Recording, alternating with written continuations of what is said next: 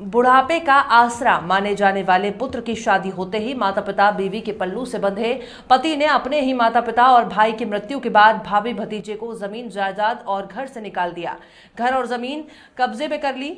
हम आपको दिखा रहे हैं ये पूरा मामला शहपुरा थाना अंतर्गत ग्राम के किसरौत का है, जहां 80 वर्षीय बुजुर्ग रणजीत सिंह शहपुरा थाना पहुंचकर थाना प्रभारी संदीप अयाची से अपना दर्द बयां कर गुहार लगाई। साहब, मैं और मेरी वृद्ध पत्नी ग्राम सहजपुर में निवास करते हैं। मेरे साथ मेरी पुत्र वधू और उनका पुत्र आयुष भी मेरे साथ रहता है। मेरे बड़े लड़के का निधन कुछ वर्ष पहले ही हो गया था। मेरा एक पुत्र जबलपुर में रहता है। पुत्र का गांव आना जाना नहीं है। इस बात का लाभ उठाकर मेरा छोटा पुत्र और उस पत्नी से मुझे प्रताड़ित करते हैं और मेरी चल अचल संपत्ति पर कब्जा कर लिया है। मैंने अपने गांव किसरौद में पैतृक जमीन पर स्वयं की कमाई से मकान बनाया है, जिसमें मुझे और मेरी पत्नी को मेरा पुत्र रहने से मना करता है, जिसमें मेरा सामान रखा हुआ है। मेरी बिरवा पुत्र वधू भी मेरे ऊपर आश्रित है। उसके कमरे में भी ताला लगा दिया, जिसके कारण हम लोगों को रहने की समस्या आ गई है।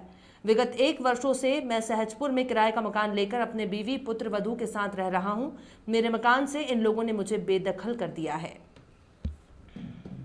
दादाजी बताएं क्या समस्या थी है? हमारी समस्या ये है कि हमारा छोटा पुत्र जो है जागेश्वर और उसकी पत्नी सोनिका, इन लोगों ने हम लोगों को मारा पीटा और हमारे घर से भगाया है बहुत। और हमारी पत्नी को भी मारा, हमारी बड़ी बहू है उसको भी मारा।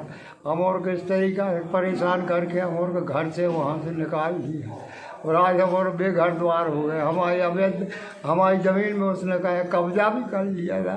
अब क्या करें, हम 80 वर्ष की उम्र है, अब कहाँ जाए? बोलो तो आप बताओ। हमको न्याय नहीं मिला आज तक, मगर आज मैं यहाँ शहपुरा थाने में आया तो आज मेरे को यहाँ से न्याय मेरे को मिला है। हमारी साहब ने हमारे ऊपर दया करी है, हमारी सुनी। मैं बहुत परेशान हूँ। कितने साल से आप परेशान थे? हम 3 साल से परेशान है। जो उसकी भी शादी भई है और इसके बाद में आई है 4 दिन के बाद में हमारी जागेश्वर की पत्नी ने अलग डेरा रख लिया और भोजन प्रसादी अलग बनाने लगी और हम लोगों को सताने आप लोग कहाँ रहते थे? हम लोग किसरौद में रहते थे पहले। के बाद में जब इनने हमको लड़ा भिड़ के हम और मारा पीटा और को बहुत दुखी किया और घर से भगा दिया। घर में अभी सब नहीं रह सकते हैं। गुड्डा जैन के यहाँ हम लोग किराए से 2000 के महीना से किराए से वहाँ गए। ऐसा अपना अब आप इतने साल से चक्कर काट रहे थे, अब आपकी सुनवाई हुई है? कैसा?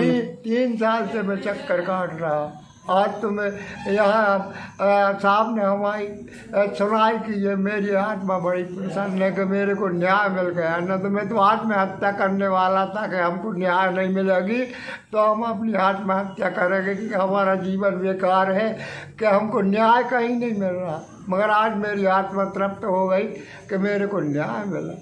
साहब की इतनी बड़ी भारी हमारे ऊपर दया हो गई। 80 वर्ष के बुढ़ा पर उनका दया बढ़ गई, उनने न्याय दिया हमको। क्या नाम है आपका? मेरा नाम है रणजीत सिंह। एक बड़ा मार्मिक और दुखद प्रकरण थाना शहपुरा में आया था। एक काफ़ी बुज़ुर्ग व्यक्ति रणजीत सिंह राजपूत, जो कि किसरौद के निवासी हैं, इनके बड़े बेटे की मृत्यु हो चुकी थी। इनका छोटा बेटा, उसका नाम जागेश्वर सिंह और उसकी पत्नी मोनिका सिंह, इन दोनों के साथ लगभग 2 वर्ष पहले वो रहते थे।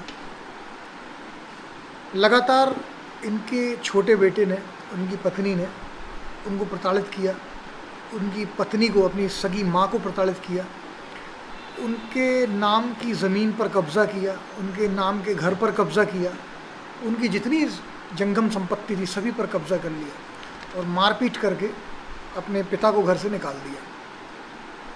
रणजीत सिंह लगभग 80 वर्ष के बुज़ुर्ग हैं।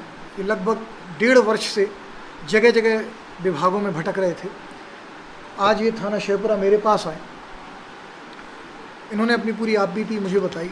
मैंने श्रीमान पुलिस अधीक्षक महोदय श्री बहुगुणा साहब को समस्त बातों से अवगत कराया। हमारे अतिरिक्त पुलिस अधीक्षक महोदय श्री बघेल साहब को समस्त बातों से अवगत कराया। सभी बहुत ही संवेदनशील अधिकारी हैं। उन्होंने तत्काल मुझे अपराध दर्ज करने के आदेश किए।